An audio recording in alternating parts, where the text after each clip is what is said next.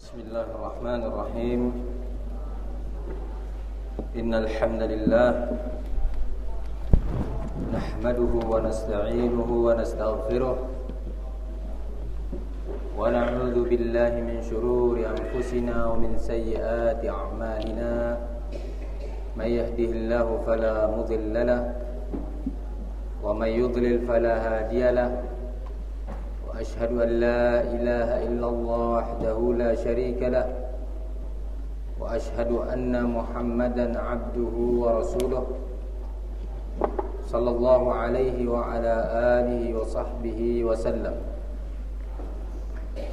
Masih kita pada bab yang lalu, yaitu bab tentang tafkir dan tafakkur, memikirkan dan merenungi kebesaran ciptaan-ciptaan Allah Subhanahu wa taala yang menunjukkan kebesaran penciptanya, dan upaya untuk selalu menyadari atas taksir, kekurangan-kekurangan yang ada pada jiwa kita, dan untuk selalu menggiring jiwa kita ini, mengarahkannya untuk terus berada di atas jalur al-istiqamah. Nah, untuk berada terus di atas jalur al-haq, dan itu membutuhkan kesinambungan. Di antara upaya yang cukup penting dan cukup besar manfaatnya untuk selalu berada di atas al-istiqamah, untuk selalu kita bisa mengarahkan jiwa kita supaya tidak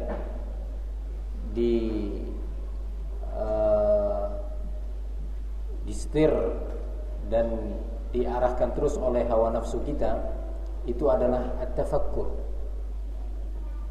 Nah, at-tafakkur, memikirkan, merenungi apa yang ada di sekitar kita. Dan nampaknya perkara ini memang tidak bisa dianggap ringan. Kita bisa bertanya kepada masing-masing pribadi kita, apakah kita sudah mengamalkan tafakkur ini? Apakah kita sudah menyempatkan diri untuk kita melihat apa yang telah Allah sebutkan dan Allah perintahkan di dalam Al-Quran, dalam ayat-ayatnya yang kemarin atau pada pekan lalu kita bahas, dan kita akan lanjutkan pembahasan itu insyaallah pada siang hari ini. Tafakkur ini suatu amalan ibadah yang diperintah oleh Allah Subhanahu wa ta'ala. Inilah yang kemudian Allah nyatakan dalam beberapa ayatnya. Di antaranya Allah menyatakan, afala yanzuruna ilal ibili kaifa khuliqat. Tidakkah mereka itu mau untuk melihat, merenungi terhadap ciptaan Allah al-ibil, yaitu onta, bagaimana onta tersebut diciptakan oleh Allah Subhanahu wa ta'ala. Ini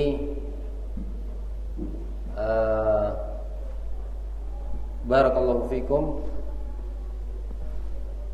Nah, ikhwan tahfiz Abdul Samad bilang untuk ikhwan tidak tasmi' di sini, ya, cari tempat lain dulu sementara.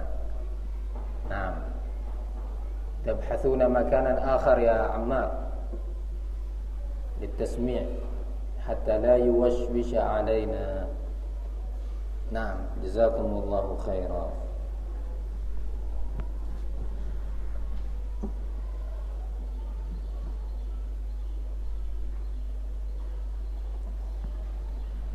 Ayat yang tadi kita dengarkan bersama mengandung perintah dari Allah sebenarnya, di mana perintah ini sebenarnya dalam konteks pengingkaran Allah kepada mereka, kaum musyrikin, orang-orang yang tidak mau beriman kepada Allah, dengan menyatakan afala yanzurun. Tidaklah mereka itu, kaum kafir, kaum musyrikin, mau melihat terhadap ciptaan Allah yang satu ini, yaitu al-ibil. Di sini ada kandungan perintah dari Allah untuk kita bertafakkur. Dalam ayat yang lainnya Allah menyatakan, afalam yasiru fil ardi fayanzuru Tidakkah mereka itu mau berjalan di muka bumi ini, berkeliling, melihat yang dengannya mereka bisa melihat, menyaksikan kebesaran-kebesaran Allah melalui kebesaran-kebesaran makhluknya, ciptaannya. Sehingga jangan lupa bahwa tafakkur itu salah satu ibadah. Sampai-sampai Rasulullah juga mengingatkan dalam beberapa hadisnya untuk kita bertafakkur. Kita mengingat, kita masih tahu perintah Rasul untuk kita berziarah ke kubur. Kita masih ingat Rasulullah sallallahu alaihi wasallam menyatakan, kuntu nahaitukum an ziyaratil qubur fazuruha fa innaha tudzakkirukumul akhirah wa fi riwayah fa innaha tudzakkirukumul maut. Dahulu pada awal Islam aku melarang kalian untuk berziarah ke kubur, karena masih masa-masa awal Islam, masa kejahilian mereka masih dekat.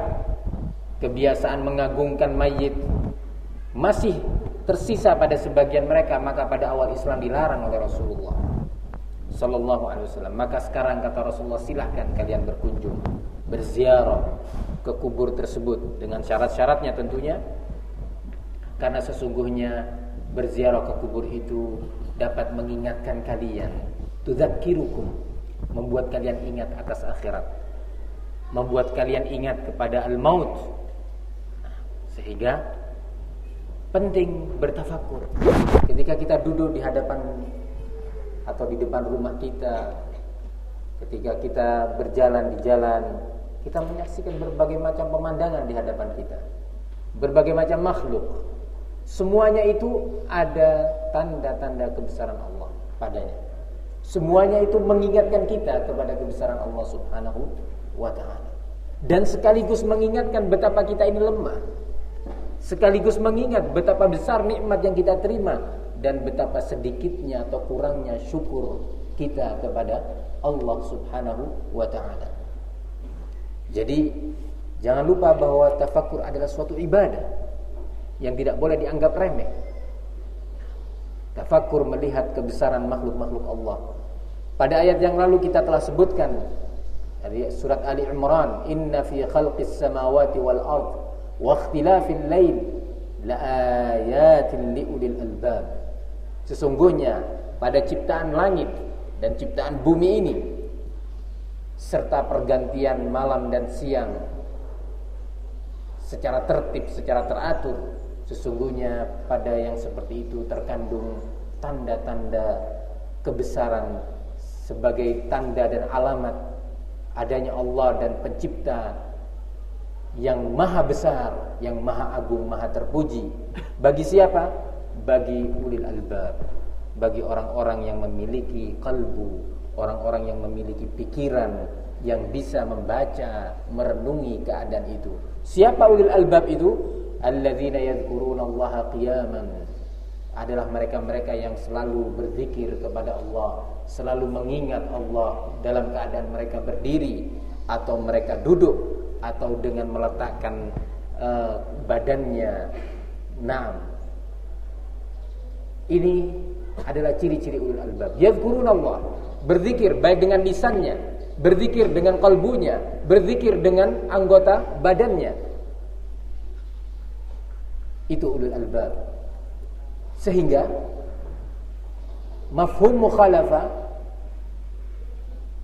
paham sebaliknya adalah bahwa ayat-ayat Allah, ayat-ayat kauniyah dalam bentuk ciptaan-ciptaan yang ada ini, yang ada di depan mata kita, yang setiap hari kita lihat, sebagiannya setiap hari kita dengar ayat-ayat itu. Nah, kita sekarang mendengar suara burung. Ini ciptaan Allah Subhanahu wa ta'ala. Bagaimana burung itu dengan suara itu bisa memberikan isyarat kepada yang lainnya, kepada kawan-kawannya, dengan isyarat-isyarat tertentu yang kawannya bisa faham. Begitu juga binatang-binatang yang lain dengan suaranya. Semua itu ada di hadapan kita, terlihat, terdengar.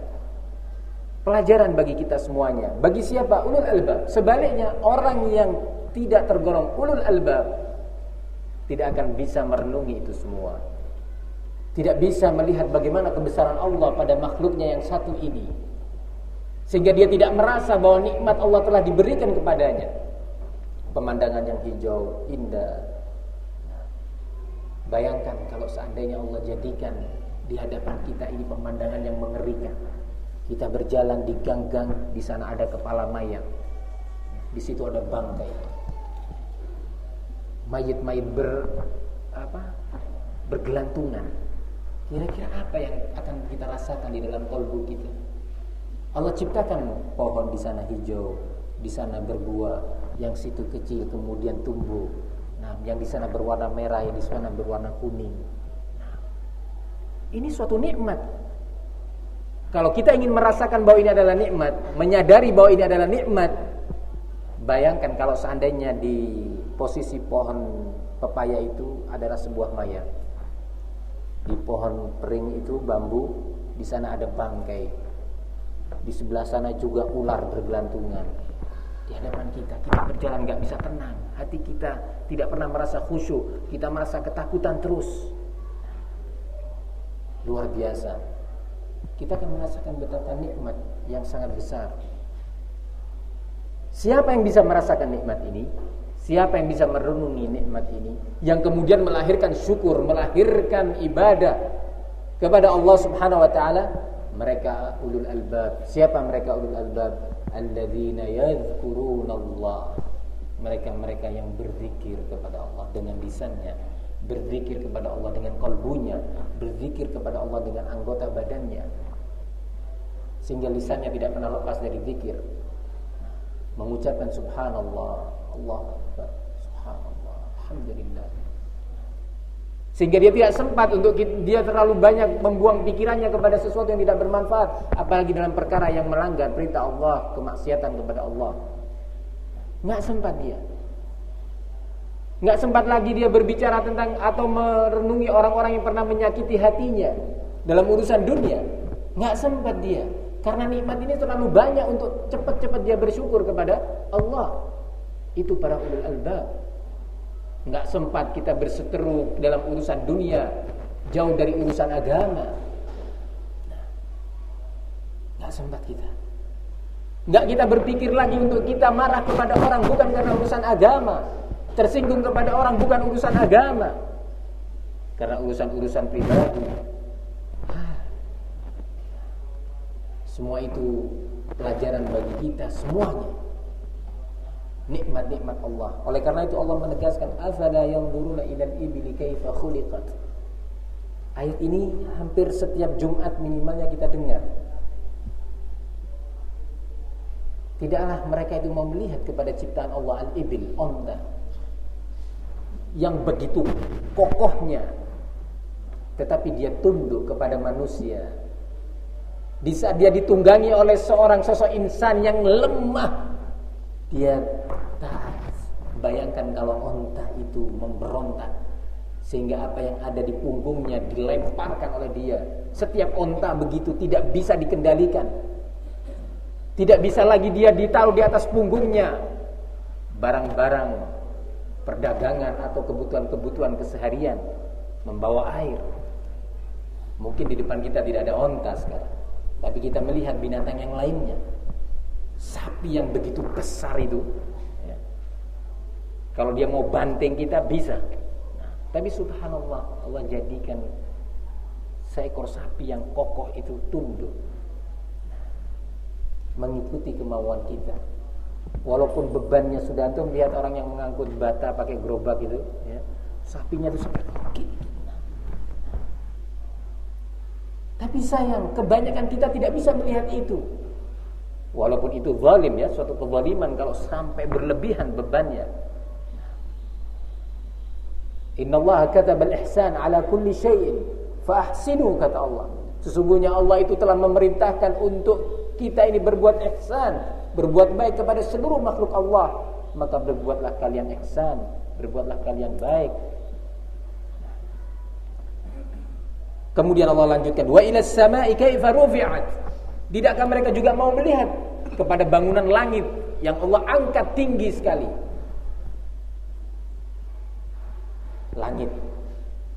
yang begitu rapihnya. Ya, antum lihat.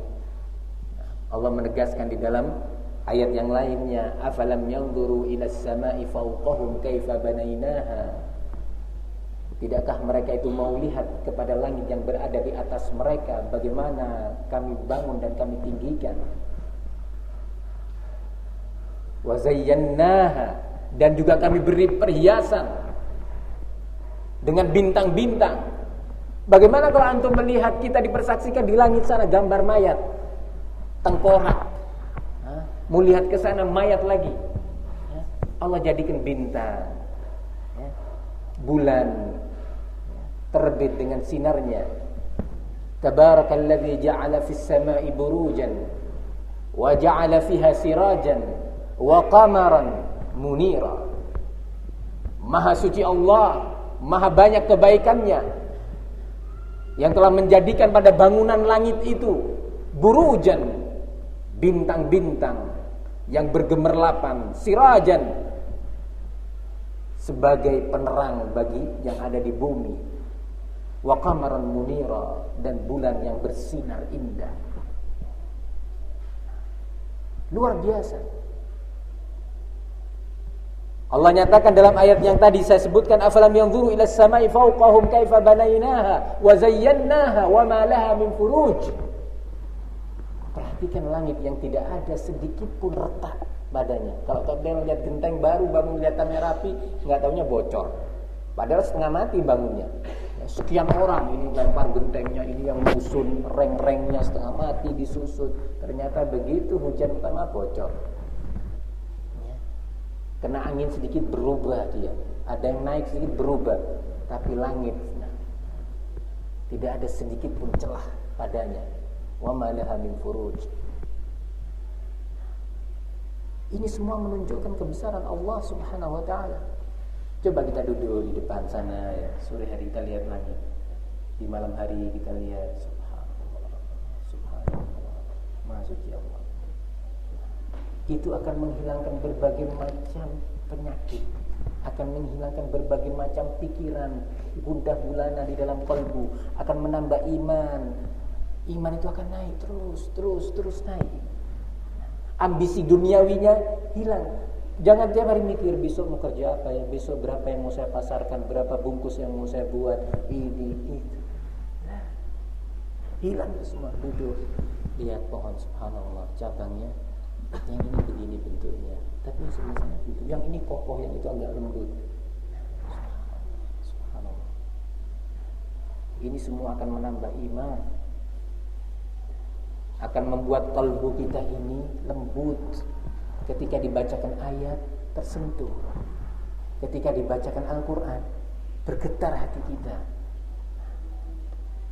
mata kita pun akan menetes ketika mendengar ayat Al-Quran dibacakan. Maka Al-Imam An-Nawawi rahimahullah meletakkan bab ini salah satu bab penting yang tidak bisa dianggap remeh dan bisa menyinari, mencahayai pembahasan-pembahasan pada bab-bab yang berikutnya. Ikhwani fid din, azzani Allah wa iyyakum. Coba kita sempatkan ada waktu kita duduk bertafakur. Oleh karena itu di dalam surat Ali Imran yang tadi kita dengarkan bersama, alladzina yadhkuruna Allaha qiyaman wa qu'udan wa 'ala junubihim wa yatafakkaruna fi khalqis samawati wal ardi. Mereka-mereka yang selalu berzikir kepada Allah dengan lisannya, dengan kalbunya dan anggota badannya, baik dalam keadaan berdiri mereka berzikir, ketika duduk mereka berzikir, tidak mampu berdiri ataupun berduduk, dia berbaring sambil berzikir kepada Allah. Walaupun sholat sekalipun dalam keadaan dia tidak mampu berdiri, dia tetap duduk, tetap melakukan sholat mengingat kepada Allah. Tidak mampu duduk karena sakit, tidak tahan dia duduk lama, silahkan berbaring, dan seterusnya. Kemudian Allah menyatakan wa yatafakkaruna fi khalqis samawati wal ardh. Mereka itu ulul albab, selalu bertafakkur tentang adanya ciptaan langit dan bumi dan segala yang ada di kedua ciptaan ini tadi. Kemudian kata Allah Subhanahu wa taala, Rabbana ma khalaqta hadza batila. Ini hasilnya, ini natijah yang keluar dihasilkan dari tafakkur. Rabbana ma khalaqta hadza batila. Dia sadar, dia menyatakan ya Rabb, ya Rabbana. Dia tidak menyatakan ya Allah. Dia mengucapkan ya Rabbana karena dia sadar bahwa ini adalah Rabb, sang Khalik, sang pencipta, sang pemilik dan pengaturnya. Semuanya dia lihat, subhanallah. Rabbana ma khalaqta hadza batila. Tidaklah engkau menciptakan ini semua sia-sia ya Allah. In kullu man fis samawati wal ardi illa atir rahmani 'abda. Tidaklah seluruh yang ada di muka langit, di langit dan di bumi ini, kecuali semua itu datang tunduk kepada Allah sebagai hamba. Tidak sia-sia ya Allah engkau ciptakan ini. Ini hasilnya tafakkur. Dia sadar, melihat dirinya, ya Allah, diri anak ini. Nah, kemarin anak sakit, sekarang disembuhkan sama Allah. Kemarin saya berjalan di atas tanah itu, kena batu, ternyata kaki saya sakit. Nah, ketika saya naik sepeda motor, kena angin, saya masuk angin. Kenapa saya sombong? Kenapa saya mau menang sendiri? Saya yang lemah seperti ini. Dia sadar, Rabbana ma khalaqta hadza batila subhanaka faqina adzabannar. Maha suci engkau ya Allah. Maha suci engkau ya Allah dari segala sifat kekurangan. Maha suci engkau dan maha bersih engkau ya Allah dari segala sifat kekurangan, celah, aib. Tidak pantas bagi Allah untuk dijadikan baginya tandingan. Ketika kita melihat kebesaran Allah yang seperti ini, maha suci engkau ya Allah. Selama ini aku telah berbuat dosa. Maha suci engkau ya Allah yang maha melihat. Maha suci engkau ya Allah yang maha mendengar. Selama ini aku telah berucap dengan ucapan-ucapan yang tidak engkau ridhai. Aku telah berbuat ghibah, aku telah berbuat namimah, aku berkata sombong. Maha suci engkau wahai As-Sami'ul Alim yang maha mengetahui. Selama ini qalbuku selalu ditimpa oleh riya. Padahal tidak pantas aku seperti ini. Engkau yang maha besar. Seluruh makhluknya yang jauh lebih besar dari aku, langit, bumi, gunung, semuanya tunduk kepada Allah dengan penuh kerendahan kepada Allah subhanahu wa ta'ala. Ini ada hasil daripada tafakkur. Tafakkur yang melahirkan ibadah, tafakkur yang melahirkan syukur, tafakkur yang melahirkan sujud dan ruku, tafakkur yang melahirkan untuk dia tetap mengerti tentang agama Allah subhanahu wa ta'ala. Bukan tafakkur seperti tafakkurnya orang-orang iling-iling ya, agama kepercayaan, atau tafakkurnya sufi yang kemudian menyatakan haddatsani qalbi an rabbi, telah diberitakan kepadaku melalui qalbuku ini langsung dari Allah, sehingga enggak perlu belajar. Nah, bertambah dia untuk mengetahui tentang syariat Allah. Tidak seperti tafakkurnya orang-orang ahli filsafat yang kemudian melahirkan pemikiran, sudahlah, enggak penting sujud ruku, yang penting qalbu. Nah, ada tulisan di jalan ya, tulisannya sholatlah hatiku. Saya lagi perjalanan pulang dari arah Surabaya waktu itu. Nah, di tengah jalan ada di tembok tulisan gitu besar sekali. Sholatlah hatiku. Kata-kata ini bukan kata-kata yang seperti itu. Nah, tanpa ada makna. Kalimat ini diucapkan oleh beberapa tokoh yang menghimbau umat ini untuk berkeyakinan dengan keyakinan kepercayaan, kejawen, iling-iling. Jadi kalau mau sholat nggak perlu Allahu Akbar, apa itu cuma gerakan badan. Yang penting qalbu. Qalbu dia berpikir, qalbu dia bertafakur, qalbu dia merenung. Itu sudah sholat. Ini suatu kekufuran. Ini bukan tafakurnya ulul albab. Bukan tafakur yang Allah nyatakan di dalam Al-Quran. Wa huwa alladhi ja'ala al-laila wan-nahara khilfatan liman arada an yadhakkara aw arada syukura. Dialah Allah yang telah menciptakan adanya malam dan siang silih berganti. Malam dengan kegelapannya, siang dengan cahayanya. Pada kedua ayat ini ada tanda-tanda bagi siapa? Liman arada ayyad zakar, bagi orang-orang yang mau untuk ingat dan berzikir. Au arada syukura, dan orang-orang yang mau bersyukur. Jadi tafakkur yang melahirkan zikir, tafakkur yang melahirkan ibadah, tafakkur yang melahirkan syukur kepada Allah subhanahu wa ta'ala. Nasihat ini buat saya pribadi, kemudian buat antum semuanya. Sudahkah kita pernah bertafakkur? Atau setelah kita pulang dari kajian ini kemudian kita memikirkan lagi perdagangan, kita memikirkan lagi keluarga, kita memikirkan lagi apa yang mau dikerjakan lagi. Terus nggak pernah kita duduk saja berpikir kepada Allah sambil bertasbih, subhanallah, subhanallah, subhanallah. Rabbana ma khalaqta hadza batila. Kemudian berdoa, faqina adzabannar. Faqina adzabannar, ya Allah, jauhkan aku dari azab an-nar. Jauhkan. Ini tafakkur yang positif, tafakkur yang terpuji.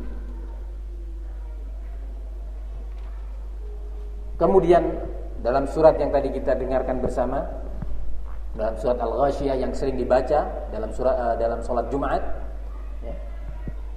Wa ilas sama'i kaifa rufi'at wa ilal jibali kaifa nusibat. Dan tidaklah kalian ini atau mereka itu melihat bagaimana gunung-gunung itu Allah tancapkan di muka bumi. Nah, apa fungsinya? Fungsi adanya gunung-gunung ini, wa ja'ala fiha rawasiya an tamida bihim. Yani agar bumi ini dalam keadaan teratur, ditancapkannya gunung itu di antara fungsinya supaya bumi ini tetap dalam keadaan kokoh, tidak goyang ke sana kemari. Ini fungsinya. Bayangkan kalau bumi ini sebentar gerak ke sana, gerak ke sini. Nah, tidak stabil pergerakannya. Jangankan sampai nggak stabil geraknya, goyang aja sedikit di satu daerah aja. Nah, korbannya sudah luar biasa. Digerakkan saja sedikit sama Allah, yang katanya orang sekarang lempengan-lempengan bumi bergerak. Ya. Terjadi gempa di Jogja, ya. Dengan sekian dahsyatnya itu mungkin di pulau lain kayak Sumatera tidak merasakannya. Ya. Di sebagian Jawa merasakan, tetapi tidak sebesar di sana. Itu sudah ribuan orang meninggal dunia. Ribuan orang. Nah, kalau antum saksikan bagaimana kejadian di Jogja, yang saya saksikan dengan dua mata ini, ya, pakai gerobak, ya. Orang mati sini, mati sana, mati sana. Ya Allah, lemahnya, lemah. Yang kemarin dia berselisih dengan tetangganya, yang satu sudah mati, yang satu di rumah sakit. Yang kemarin dia berbuat sombong, merendahkan saudaranya, ternyata dia hancur. Maka kita pun sekarang, mudah-mudahan kita tidak tergolong orang-orang yang tiap hari hanya bisa mendengar atau mengikuti berita tanpa mengambil ibrah. Tidak bisa kita bertafakur. Kita ambil pelajaran. Jangan-jangan kita nanti kena. Jangan-jangan kita. Na'udzubillah, jangan-jangan nanti malam kita tidur bersama anak dan istri kita di rumah dalam keadaan lelap, tiba-tiba gempa jatuh. Kapan kita mau bertobat? Masihkah kita akan memikirkan, mengedepankan, berambisi dalam perkara-perkara yang tidak diridhai oleh Allah Subhanahu wa taala, atau membuat kita lupa terhadap akhirat, lupa terhadap zikrullah? Ini semua pelajaran bagi kita, ikhwani fiddin, azza wa iyyakum. Wa ilal ardi kaifa sutihat, dan tidaklah mereka itu mau melihat, bertafakur bagaimana bumi itu Allah hamparkan. Allah menyatakan dalam ayat lain, wal arda madadnaha wa alqaina fiha rawasiya. Dan bumi, kata Allah, kami hamparkan bumi tersebut sehingga kita enak berjalan. Nah, bayangkan kalau bumi ini setiap 50 meter jurang dalam.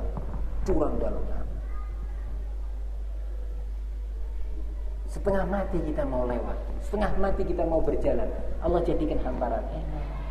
Ya, sedikit-sedikit kadang-kadang butuh traktor diluruskan. Bagi yang masih kurang enak, diluruskan. Nah, tetapi itu semua Allah jadikan dengan penuh kenikmatan, dengan penuh hikmah. Maka ikhwani fiddin, azzani Allah wa iyyakum, bab ini sekali lagi diletakkan oleh penulisnya dalam rangka agar kita ini mau bertafakur. Tetapi memang tidak cukup waktu untuk kita membicarakan satu persatu. Ketika saya tadi menyebutkan beberapa jenis makhluk Allah, beberapa jenis hikmah, dan kebesaran Allah Subhanahu wa taala seolah-olah dikejar-kejar oleh waktu. Saya lihat jam, habis ini zuhur. Padahal yang mau disebutkan masih banyak. Nah, jangankan zuhur, katakan jam itu sudah mati dan matahari tidak bergerak. Ya. Kita merasa masih jam 11:30 terus. Ya. Allah perpanjang sebulan nggak cukup untuk menyebutkan nikmat-nikmat Allah semua, menyebutkan kebesaran-kebesaran Allah. Nggak cukup waktu, apalagi cuma buku setebal ini. Allah Subhanahu wa taala menyatakan, "Qul law kana al-bahru midadan li kalimati rabbi lanafida al-bahru qabla an tanfada kalimatu rabbi walau ji'na bimithlihi madada." Dalam ayat lain Allah menyatakan, "Walau annama fil ardi min syajaratin aqlamun wal bahru min ba'dihi yamudduhu sab'atu abhur ma nafidat kalimatullah." Kalau seandainya apa yang ada di muka bumi ini dari berbagai macam pohon, kita hitung itu pohon, ada berapa? Coba saya tunggu, saya kasih waktu 1 bulan untuk menghitung pohon yang ada di sekitar kita ini. Siapa yang mampu? Nah, 1 RW aja. Nah, dihitung semua pohon, semua jenis pohon. Kalau kata Allah, segala bentuk pohon yang ada di muka bumi Allah dijadikan sebagai pena, wal bahru, dan lautan, kemudian di balik lautan itu 7 samudra lainnya dibentangkan, dijadikan sebagai tinta. Bayangkan, nggak usah jauh-jauh pergi ke lautan. Antum lihat bak kamar mandi yang paling besar, pikirkan itu sebagai apa? Tintanya. Kemudian antum menulis dengan tinta sebesar bak kamar mandi, menulis. Nah, kira-kira berapa jilid buku dan berapa waktu yang dibutuhkan untuk menghabiskan tinta sebesar bak kamar mandi. Nah. Ini Allah nyatakan, samudra atau lautan dibentangkan di balik itu 7 samudra berikutnya dijadikan sebagai tinta untuk menulis tentang kebesaran Allah. Bagaimana Allah menciptakan Adam di tanah, kemudian Allah beri itu, kemudian dia bisa berpikir, bisa berbicara. Coba ini semua af'alullah. Nah, kebesaran-kebesaran Allah. Kemudian Allah ciptakan bumi. Bumi di sebelah sana ada airnya. Ketika digali muncul air. Ternyata di situ pohon muncul. Di sebelah sini tumbuhan ini bisa tumbuh, di daerah sini nggak bisa tumbuh. Allah atur semuanya. Kita mau berbicara ini semua dicatat. Satu persatu. Lautan plus 7 samudra berikutnya dibentangkan tidak cukup. Ini Allah yang menyatakan. Kalau nggak percaya coba, saya kasih tinta 1 gelas ini. Jangan 1 lautan. Nah, tulis kebesaran Allah Subhanahu wa ta'ala. Terus ini model lama. Kalau model sekarang kan diisi. Nah, kalau mau pakai apa? Mau pakai komputer, tinggal diisi tintanya sebesar ini, ya. Nanti di print. Nah, tulis 1. Allah menciptakan lautan yang asli. Ternyata di situ ada danau, sungai yang airnya enak. Di dalam lautan ada ikan. Ikan itu ada ikan paus, ada ikan hiu, ada ikan tongkol, ada ikan teri. Apa lagi itu? Nah, nggak nyadar sudah. Nah, buka kamus lagi jenis-jenis ikan. Nah, buka lagi tulisnya, tulis lagi. Ya. Semua makan. Ikan paus makan ini, tapi ikan paus juga kadang-kadang makan ini. Ikan hiu makan ini. Kecepatannya sekian. Daya ciumnya ini semua ciptaan Allah ini. Daya ciumnya ikan hiu itu sekian. Nah, dia mampu mencium ada bau darah di sana. Tulis. Di sebelahnya dia sambil minum teh kan, minum teh. Aduh, teh ini buahnya di mana ya? Ditanamnya di mana? Di mana dia bisa tumbuh? Bagaimana dia tumbuh? Akhirnya dia terus tintanya belum habis, dianya sudah nggak tahu di mana posisi. Mandi aja nggak sempat mandi. Nah, mau mandi masuk kamar mandi ada air lagi. Waduh, wa anzalna minas sama'i ma'an tahura. Dan kami turunkan dari langit air yang suci mensucikan. Wa anzalna minas sama'i ma'an mubarakah. Dan telah kami turunkan dari langit air yang penuh barakah. Bingung dia, mau mana nih sekarang? Mau makan nasi, nasi ini juga padi, diciptakan malak kecil, kemudian tumbuh hijau-hijau kuning, kemudian dia merunduk, kemudian Walhasil dia nggak bisa keluar dari ciptaan Allah dan dari kebesaran Allah Subhanahu wa taala. Maukah kita bertafakur? Maukah kita bertafakur kepada Allah Subhanahu wa taala? Sehingga sekali lagi dari pelajaran ini kita mengambil faedah penting bahwa merenung, bertafakur tentang ciptaan Allah merupakan salah satu ibadah yang diperintah dan dipuji oleh Allah Subhanahu wa taala. Maka min fadlik, kajian ini jangan sampai hanya sekedar wacana atau tambahan wawasan bagi kita, ya, tambahan wawasan saja. Nah, dikumpulkan, dengarkan kasetnya lagi, wawasan aja jangan. Ya, tapi coba kita beramal, kita mencoba untuk menerapkannya. Keluar dari majelis ini, duduk sambil menunggu azan, sambil lihat bagaimana genteng itu. Subhanallah, tanah itu ya. Ternyata bisa jadi genteng. Luar biasa. Betapa besarnya Allah. Nah, kemudian lagi ternyata sinarnya masih masuk, berarti ada celah di situ. Subhanallah, langitnya ada celah. Nah, ciptaan Allah. Coba antum renungi semua ciptaan Allah Subhanahu wa taala. Sehingga insya Allah dengan seperti itu kita ini terjaga dari berbagai macam fitnah. Kita ini terjaga dari berbagai macam gemerlapnya dunia. Kita ini terjaga dari berbagai macam kemaksiatan. Dan kita terjaga dari perbuatan yang tidak diridhoi oleh Allah Subhanahu wa taala. Nah, enggak sempat kita ini untuk berbuat riba. Nah, enggak sempat. Nah, enggak sempat apalagi kita berbuat namimah dan buhtan. Ini pelajaran kita pada siang hari ini. Mudah-mudahan Allah menjadikannya sebagai ilmu yang bermanfaat bagi kita dan Allah beri taufik kita untuk beramal dengannya.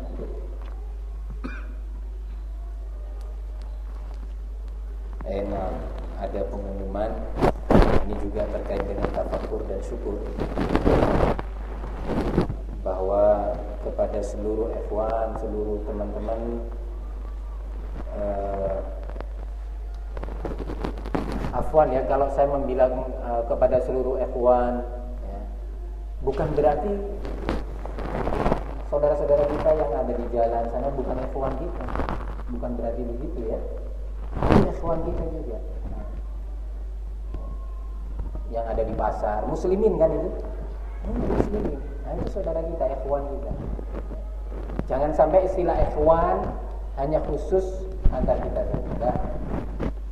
Ini penting. Setiap saya menyebutkan ikhwan akhirnya alergi dengan kalimat ini saya. Tahu alergi? Nah, kenapa? Khawatir melahirkan pemikiran hizbiyah. Nah, berarti yang itu bukan ikhwan. Nah, begitu juga akhwat. Nah, ya.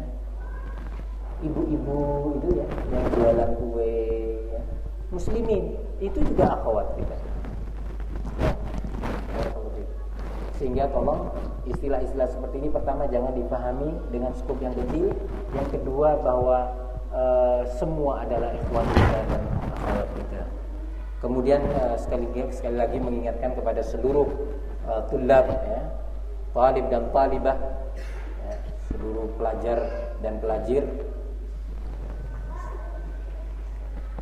Nah, kan kalau ini gitu Putri, pelajar wan dan pelajar wati ya, sekali lagi diingatkan bahwa seluruh catatan dirapikan, catatannya nanti di rumah dirapikan, enak kan?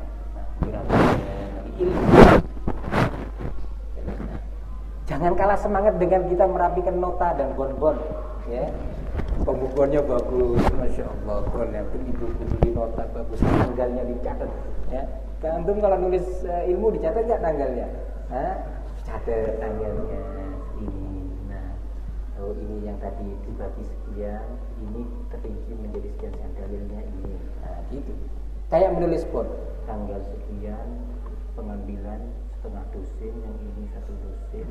Nah, A sekian total. Nah, lebih dari itu, ini ilmu syariat, ilmu dari Al-Quran dan dari Sunnah Rasul. Nah, dijaga ayat-ayat tadi ditulis. Ya. Kemudian juga dalam pelajaran yang lainnya kitab tauhid dan Umdatul Ahkam. Tolong semua ikhwan dan akhwat dalam tanda kutip mencatat atau merapikan catatan. Merapikan. Nah, akan ada pemeriksaan, ya, akan ada pemeriksaan. Dan pemeriksaan itu akan terjadi di hari insyaallah. Nah, karena Allah sudah menyatakan inna 'alaikum lahafizin kiraman katibin. Sesungguhnya pada setiap pribadi kalian itu ada para malaikat pencatat amal kata Allah. Sehingga catatan Allah diperiksa terus.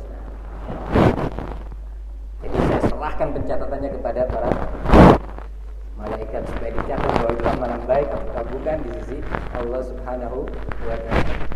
Yang kedua,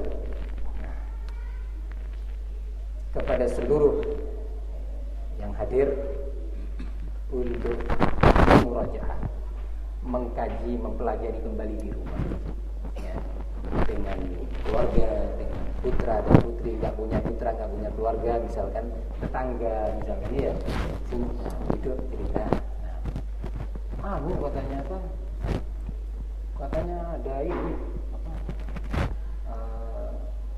apa namanya? Pesawat jatuh. Dia begitu bicara pesawat jatuh, oh iya, subhanallah ya. Ingatkan. Ini murajaah ini. Lemah ternyata. Yang katanya sudah dikontrol, ya, bagus, katanya pesawat mesinnya Boeing, mesinnya Airbus ini dan itu ternyata jatuh, terbakar, hilang, lemah ya ternyata. Jadi diingatkan sama tafakur. Nah, ini murajaah. Cari kesempatan untuk mengingatkan tetangga. Kalau tetangganya imannya bertambah, siapa yang dapat faedah? Kita dapat faedah di sisi Allah, dapat pahala. Nah, ini murajaah amaliyah. Tetapi juga murajaah teori juga penting. Ya. Duduk di rumah di murajaah sambil minum teh nggak apa-apa. Nah, sambil minum teh juga boleh supaya tafakurnya tambah. Jadi sekali lagi murajaah seluruh pelajaran. Umdatul Ahkam. Duduk beberapa ikhwan khususnya yang bertetangga. Ya. Anak nggak tahu rumah antum siapa yang dekat, nggak tahu, tetapi yang dekat-dekat sinilah Pak Bambang dengan Al-Akhi Ibrahim bisa murajaah bersama. Kemudian Pak Syafiq dengan Pak Bahar bisa murajaah juga. Kemudian yang tahu dekat-dekat Pak Irji dengan siapa? Ubaid, ya. Al-Akhi Ubaid bisa murajaah. Yang lainnya siapa yang di kota? Nah, Yahya dengan siapa? Pak Wahyu dan Abu Isa bisa murajaah satu RW atau satu perumahan. Jadi murajaah. Nah, ayo duduk sore-sore. Di rumahnya siapa? Di rumahnya Pak Fulan sambil makan singkong goreng. Murajaah. Apa maknanya ini? Bagaimana rinciannya? Ini terbagi berapa? Hasilnya apa? Insya Allah kalau antum terus murajaah seperti itu, insya Allah ya, dan ikhlas karena Allah, lebih bagus daripada yang lulus dari Kairo. Iya. Yang belajarnya kalau mau ujian saja. Kalau mau ujian, ya waktunya ujian langsung buat kopi satu termos. Nah,